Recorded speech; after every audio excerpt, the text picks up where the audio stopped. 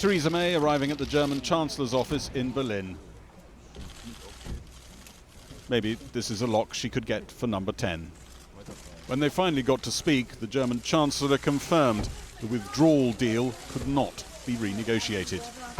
Back in Westminster, MPs were debating a motion condemning Theresa May for delaying the vote on her deal that should have been happening right now. Mr. Speaker, our Prime Minister is traipsing around the continent in pursuit and search of warm words when she can get out of the car to hear them. At breakfast in The Hague, the Dutch Prime Minister repeated the message, no renegotiation. She got the same message from the European Commission President this evening when she got to Brussels. There is a shared determination to deal with this issue and address this problem. And I'm going to be seeing the Taoiseach Leo Varadkar tomorrow. At most, EU sources say she could get a document underlining how the backstop plan is meant to be temporary, how both sides must negotiate hard to avoid it coming into use. There could even be a target date for a new trade agreement. If she can demonstrate with a certain degree of, let's say, not a guarantee maybe, but a likelihood, a high degree of likelihood that it would carry a majority in the Parliament, it would lead to the approval and ratification of the deal, yes, maybe these kind of ideas could be contemplated, but we are not there yet. And while Theresa May was pleading for language to help her sell the deal, her pro-Brexit rebels were threatening back home to trigger a vote of no confidence in her as party leader, saying they were close to the 48 letters required to demand that vote. The Prime Minister has now reached the cliff edge of resignation. I believe that she may well have to resign, and yesterday's events and running away from the vote and then off to Germany, Holland and the EU was yet another humiliation for the United Kingdom. I noticed that a lot of people in the last 2 days have all been saying that's it. This performance yesterday wasn't good enough. And she could be out of the country on one of these trips at the moment and the letters could reach 48. I think you have to assume that there is a possibility that that will be the case. You've lost people's vote! Tensions were raised tonight on the campaign barricades outside Parliament. You're not British! You're not British anymore! Inside, one former cabinet minister raising the idea that this might be a moment for a government of national unity to take power. Maybe it's time for some sort of government of national unity. Maybe it's time for a free vote in an eventual vote on the deal, avoiding usual party political constraints. There was a cross-party press conference in support of another referendum on Brexit. Some in this campaign worry that Theresa May's delaying of the vote on her deal could kill off their chances of testing their strength in the Commons. If you're not one of those hardcore Tories who backs coming out of the EU with no deal at all, then there are probably 4 main options on the table for you. You could back Theresa May's deal, back a general election triggered by a vote of no confidence in the House of Commons, back Norway Plus, that's Britain staying in the single market and the customs union, or back a second referendum, this time with a different question. Today was meant to be the day that Theresa May's deal probably crashed to a thunderous defeat in the House of Commons, taking it potentially off the table. Tomorrow or Thursday could have been the day that the option of a general election through a vote of no confidence was tried and foundered. With those 2 options off the table, and Labour MPs having honoured their conference pledge, Tory MPs having honoured their leader, it was thought many of those MPs could swim towards one or other of these proposals. But the other 2 proposals are still on the table, blocking any consideration of the last 2. You want that option, the general election one, off the table to break up, to loosen up the factions that are there is an locked argument into for a parties no at the moment. confidence motion on the grounds that the government has lost all authority. But actually, you're quite right that we do need that off the table, and we do need to move very quickly to the issue about having a people's vote. It needs planning, the needs Labour Party conference motion was very clear that their first desire, their first option is to go for the general election, the vote of no confidence, and if that fails, then to move towards a people's vote. I think our concern is that we're running out of time, that the government is clearly, basically, I think, trying to get us to as close as we can to the end of March and then just present us with no deal or her deal. Are you ready? Unison, I think. Yeah, so here we go. Watch it. It's not a microphone. MPs giving a preview of a charity carol service tonight. If the vote on the deal had gone ahead this evening, this would have been in jeopardy. Few MPs you talk to seem to think Theresa May will come back from her travels with many other real gains. As we were saying there, this was around about the moment when the defeat would have been inflicted on the deal. Not just potentially, as Downing Street clearly calculated, killing the deal for good, but maybe even wiping away Theresa May's premiership with it. By delaying that vote, they have not wiped away those threats. They both still loom. And all the talk amongst very history-conscious Tory MPs tonight is of that moment back in 1990 when Margaret Thatcher was abroad in Paris, as it happens, and the lethal blow that was to bring down her premiership was inflicted. Theresa May is out of the country for trips to Dublin and Brussels for the rest of this week, and many people are wondering if there will be echoes of history. Labour, as I was saying in that piece, don't want to move yet for a vote of no confidence in the government because they're not convinced it will be won. They think the smaller parties that are trying to force that on them right now are doing it for their own purposes because they kind of want those other options that we were talking about and want those to be properly in play. And as for what Theresa May is actually going to come back with, I think the opening remarks, all the signs from the capitals around Europe that she's gone to and which have been uttering things today, that she is going to come back at best with words, not with real changes. Her troubles are still very, very much with her. Gary Gibbon. Well, now, earlier I sat down with the Leader of the House of Commons, Andrea Leadsom. I put it to her that it was quite extraordinary for the government to have pulled the vote at the very last moment after months of negotiations. Well, the Prime Minister took the decision yesterday morning, having spoken with Cabinet colleagues on the phone, because she has listened to the last 3 days of debate. People have been very clear with her, united around this one major concern about the risk of the UK being stuck permanently in a backstop. But they were clear with her long before that. They've been clear with her for weeks. Well, but the actual debate has been taking place over the last 3 days. There are 2 more days to go.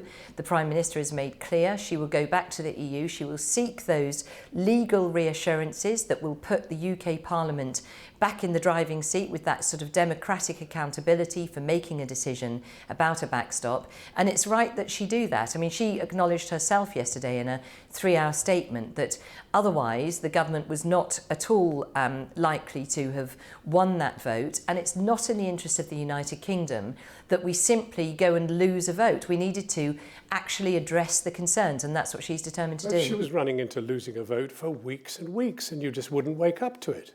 Well, I don't think that's true at all. I think what the Prime Minister's been seeking to do... Not true. There were people thoroughly lined up against her and in large numbers. There have been people absolutely expressing their concerns, and the Prime Minister has been speaking with people. She's been talking to businesses, touring around the whole of the United Kingdom. And that yesterday morning was her decision, was that she needed to go back to the European Union. That is actually a sign of strength, not a sign of weakness. She was determined to deliver a deal that Parliament can support. Well, you heard what the President of the European Council, yeah. Donald Tusk, said. There is no renegotiation. So all that can be is clarification. Well, that's not strictly true, is it? I mean, the EU has formed for last-minute negotiations, and indeed, in that same interview, it was said that there can be clarifications and there can be better understandings. The Prime Minister could, clarification is not renegotiation. No, but there could, for example, be an addendum to the Withdrawal Agreement, so part of the legally binding agreement that sets out that the UK Parliament can vote, should it become necessary to consider entering the backstop, which we don't intend or expect to happen, that UK Parliament would vote. And it could also be the case that every year thereafter UK and EU Parliaments could vote to extend it if necessary. That's the kind of thing the PM would be looking for. What this has done is to bring politics into disrepute, bring the Commons that you lead into disrepute, the Prime Minister into disrepute, and indeed the government into disrepute. I mean, where are we? This is the worst of times anybody can remember on the political stage. I think the key thing here is that all of the opposition amendments to the meaningful vote do nothing to propose a solution all they do is argue for the rejection of what the government is seeking to achieve. We cannot mess about. But why do you think that is? Why do you think that is? It's because, in fact, what's been done is a mess of pottage. It's not a proper offer. No, it is a proper offer. There is a fundamental problem, which is this issue of the permanence of the backstop. But to be clear, the opposition are not offering solutions. They are offering parliamentary pantomime, where they all run around jumping about saying that this isn't good enough, but without any solutions. Andrea Leadsom, this is not just the opposition, it's your party. In fact, it's your party more than anybody else. They're the noisiest. This is a vital decision for the United Kingdom. The legal default position is that we leave the EU on March the 29th, 2019 without a deal. The only way that that changes is if we have a deal that Parliament can get behind. Andrea Leadsom, thank you very much indeed for talking to us. Now, the woman who will effectively decide whether any vote of confidence in the government is successful is the Democratic Unionist Party leader, Arlene Foster. I spoke to her a few minutes ago and began by asking her, if the Prime Minister cannot change the withdrawal agreement, when is it time to change the Prime Minister? Well, she's very clear as to where we are in all of this. We have said for some time now that the withdrawal agreement with the backstop is not an acceptable document because, of course, it creates a whole new range of issues for us in Northern Ireland. We will be subject to EU customs rules. We will be subject to the single market in a way that the rest of the United Kingdom will not be. And therefore, a withdrawal agreement with the backstop will not fly as far as the DUP is concerned. You now hold all the cards. You can get rid of Theresa May if you want. At what point do you think it is time to change the Prime Minister? Well, I don't think that's right. I mean, it's a matter for the Conservative Party as to who they have as the leader of the party. We want to see a Prime Minister who will stand up for the United Kingdom and who will protect the economic and constitutional integrity of the United Kingdom, and I hope that is what she will do, and certainly that's the message I'll be giving to her when I meet her tomorrow afternoon. If there is a confidence vote between now and whenever she brings a deal back to the Commons, how will you vote? Look, we're focused on trying to get rid of the backstop in the withdrawal agreement. We're not focused on internal matters in the Conservative Party. That's a matter for the Conservative Party. What we want to see is a Brexit deal that works for the whole of the United Kingdom, and to do that, we have to get rid of the backstop. Right, but what if Europe just refuses? What happens then? Well, if Europe just refuses, then Theresa May has to consider as to whether she puts the deal back again, because clearly it is not going to get support in the House of Commons. Right across the House of Commons, there isn't the support for this deal. So therefore, she will have to consider what to do. I mean, nobody has said anything today in Europe that suggests they are prepared to reopen the withdrawal agreement. They are prepared to give further reassurances. Are you saying that will not fly? Absolutely, we're saying that's not going to fly. Reassurances and tinkering around the edges are not going to be enough to make this withdrawal agreement sustainable. What we need to see is major surgery to the withdrawal agreement. And I'm not surprised that Europe is playing hardball. I'm not surprised at all. But they have to realise if they want a deal, and we should look at it from their point of view as well, if they want a deal, then it has to be a deal that works for the whole of the United Kingdom. Is accepting the backstop worse than accepting Jeremy Corbyn as Prime Minister? Well, I have said in the past that the threat of Jeremy Corbyn as Prime Minister is not a real threat because, of course, there are many things that have to happen for that to come to fruition. But certainly this backstop is bad for the United Kingdom, it's bad for the Union, it's bad for the economic integrity of the Union as well, and therefore it's not something that we could support. What's worse? Well, I'm not going to get into false premises because actually it's not a case of an either or a binary choice. But what I'm saying to you very clearly is the withdrawal agreement with this backstop in is very bad for the United Kingdom. But hasn't what's happened this week demonstrated precisely why Europe needs a backstop? Because Theresa May cannot carry her own House of Commons. Well, it's very likely that any negotiations will fail. The reason that we have been told there's a need for a backstop is to make sure that there's no hard border on the island of Ireland. Well, Brussels, Dublin and London have all said that they're not going to install a hard border on the island of Ireland. So I believe if there is to be any talk of guarantees, it should be in the political declaration around that issue and not in the legally binding withdrawal agreement, where it causes great problems for Northern Ireland in terms of constitutional and obviously in terms of the economy as well. Do you believe a hard Brexit is now off the table?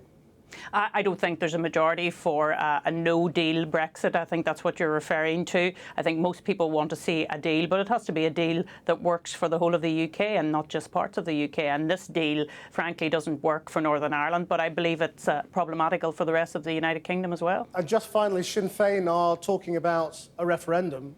to see whether Northern Ireland should join the Republic? Well, there's nothing new in that. Sinn Féin talk about that ad nauseum. Arlene Foster, thank you very much. Thank you. And welcome back to Brussels. By the way, that futuristic-looking egg over my left shoulder is the European Council building. That's where Donald Tusk, the President of the Council, has been huddled with Theresa May this afternoon. And after those talks, he said that they were long and frank. And frankly speaking, the word frank in Diplo language is not very positive at all. Now, quietly but seriously, governments in France, Germany and officials here at the EU Commission have been stepping up preparations for a no deal, a disorderly Brexit. This is the one scenario they had really wanted to avoid and actually still want to avoid. At the same time, they're beginning to wonder discreetly, if the whole thing might actually be called off because of a change of government or a second referendum. They will never say so publicly, but until recently, senior EU officials have been telling me privately that a second referendum was highly unlikely and frankly not even very desirable because it would open up new wounds. There are also some who have serious doubts about welcoming Britain to stay on in the EU as a potentially even more unruly relative. One thing is clear though from today. Pick your language and the answer to opening up negotiations over the withdrawal agreement is non or nein. Or this morning from Jean-Claude Juncker, in plain old English, no. No more room for renegotiation.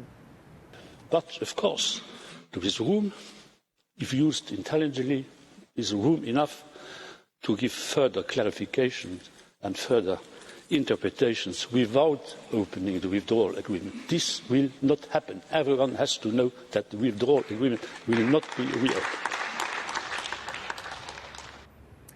Another possibility, and that's why the heads of government are so important, is that Theresa May, or perhaps another Prime Minister, may want to ask for an extension of Article 50.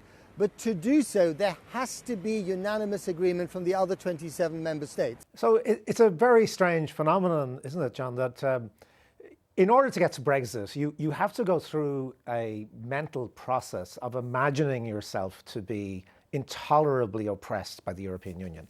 Now, the European Union is open to a lot of criticism. I've given it a lot of criticism myself. But it's not an invading, colonizing force.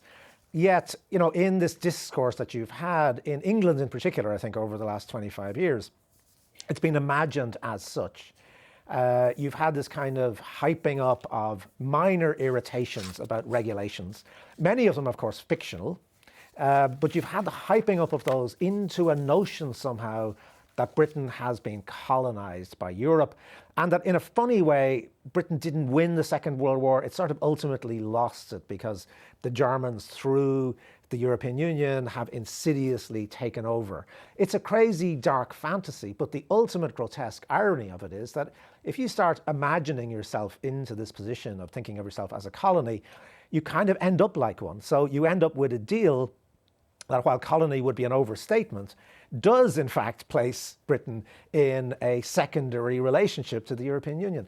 It's a sort of mad warning against being very, very careful what you fantasize about, because you may well end up with it. Viewed from Dublin, how important is tomorrow? Sadly, tomorrow is much less important than it ought to be. I mean, you're absolutely right what you said in your introduction about this being a unique moment. We've never had anything like this, where you effectively have a British Prime Minister coming to Dublin looking for an Irish government to bail Britain out of a very profound crisis. The problem is that, and I think this is not well understood in Britain, that there's actually not that much the Irish government can actually do. The Irish government will be very open to any kind of language in the political declaration that will make things a bit easier for Theresa May.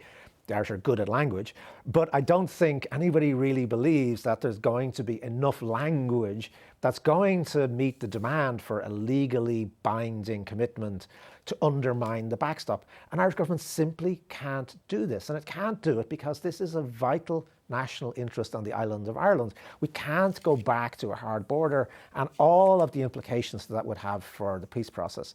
Theresa May herself, just last year in her Florence speech, said that avoiding a hard border in Ireland was one of the main demands of Britain in the negotiations with the European Union. You know, so this wasn't just an Irish thing. After all, Northern Ireland is part of the United Kingdom. But this is, it's impossible for an Irish government to just sort of say that's over. But this is deeply worrying. I mean, your analysis surely ignores the fact that, we have to keep repeating it, I guess, that this is the 5th or 6th biggest economy in the world.